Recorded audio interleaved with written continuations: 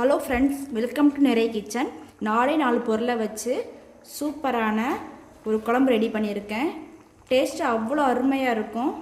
தக்காளி, வெங்காயம், முட்டை, வீட்டு குழம்புத்தூள், இந்த 4 பொருளை வச்சு ரொம்ப சூப்பரான ரொம்ப டேஸ்டான ஒரு குழம்பு ரெடி பண்ணியிருக்கேன். இந்த மாதிரி நீங்களும் வீட்டில் ட்ரை பண்ணி பாருங்கள். அதுக்கு முன்னாடி நம்ம சேனலை ஃபஸ்ட் டைம் பார்க்குறீங்கன்னா லைக் பண்ணுங்கள், ஷேர் பண்ணுங்கள், சப்ஸ்கிரைப் பண்ணுங்கள், பெல் பட்டனை கிளிக் பண்ணிடுங்க. சிம்பிளான ஒரு முட்டை குழம்பு ரெடி பண்ண போகிறேன்.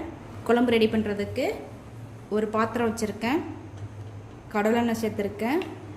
எண்ணெய் ஹீட் ஆயிடுச்சு. கடுகு சேர்த்துருக்கேன். கடுகு பொரிஞ்சிருச்சு. கருவேப்பிலை சேர்த்துருக்கேன். கட் பண்ணி வச்சுருக்கிற வெங்காயத்தை சேர்த்து வதக்கிக்கிடணும். வெங்காயம் வதங்கும் போதே குழம்புக்கு தேவையான அளவு கல்லுப்பு சேர்த்துருக்கேன். வெங்காயம் இந்த அளவுக்கு வதங்கவும் கட் பண்ணி வச்சுருக்கிற தக்காளி சேர்த்துருங்க. தக்காளி சேர்த்துட்டு தக்காளி நல்லா வதங்கி வரட்டும். தக்காளி நல்லா வதங்கிருச்சு. இந்த அளவுக்கு வதங்கியிருக்கணும். அடுத்ததாக நம்ம எடுத்து வச்சுருக்கிற வீட்டு குழம்புத்தூள் சேர்த்துக்கிறேன். குழம்புத்தூள் உங்களுக்கு காரத்துக்கு தேவையான அளவு சேர்த்துக்கோங்க. குழம்புத்தூள் சேர்த்துட்டு நல்லா அந்த எண்ணெயிலேயே வதக்கி விட்டுருங்க. பச்சை வாசனைலாம் போகிறதுக்காக கொஞ்சமாக தண்ணி சேர்த்து மிக்ஸ் பண்ணி விட்டுருங்க. இந்த குழம்பு ரெடி பண்ணுறதுக்கு 10 நிமிஷம்தான் ஆகும். டேஸ்ட்டும் சூப்பராக இருக்கும். உங்களுக்கு எந்த அளவுக்கு குழம்பு தேவையோ அந்த அளவோட டபுள் மடங்கு தண்ணி சேர்த்துக்கோங்க. நம்ம சேர்த்துருந்த தண்ணி நல்லா வற்றி பாதி அளவுக்கு வந்ததுக்கப்புறம் தான் முட்டையை சேர்க்கணும். நான் இந்த அளவுக்கு தண்ணி சேர்த்துருக்கேன். இப்போ நல்லா கொதித்து வரட்டும். குழம்பு நல்லா கொதித்து வருது.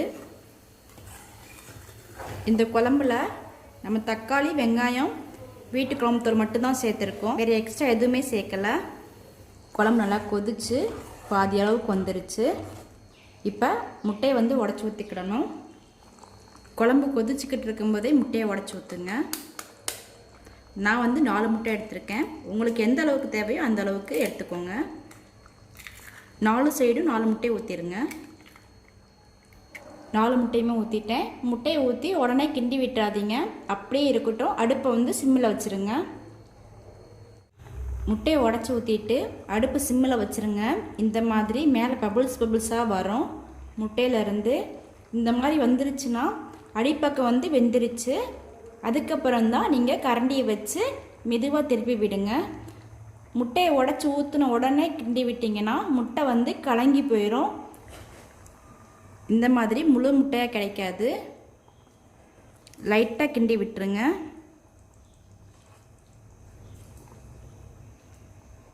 அவ்வளோதான். அடுத்த சைடு வேகட்டும். அடுப்பை சிம்மில் வச்சுருங்க. குழம்பு பாருங்கள், நல்லா முட்டையெல்லாம் வெந்து எண்ணெய் பிரிஞ்சு வந்துருச்சு. லைட்டாக கிண்டி விட்டுருங்க. பாருங்கள், நம்ம உடச்சி ஊற்றின முட்டை அப்படியே இருக்கும். கொஞ்சம் கூட கலைஞ்சு போயிருக்காது.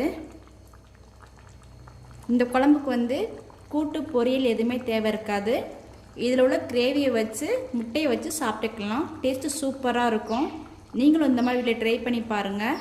என்னுடைய சமையல் உங்களுக்கு பிடிச்சிருந்துச்சுன்னா லைக் பண்ணுங்கள், ஷேர் பண்ணுங்கள், சப்ஸ்கிரைப் பண்ணுங்கள், பெல் பட்டனை கிளிக் பண்ணிடுங்க.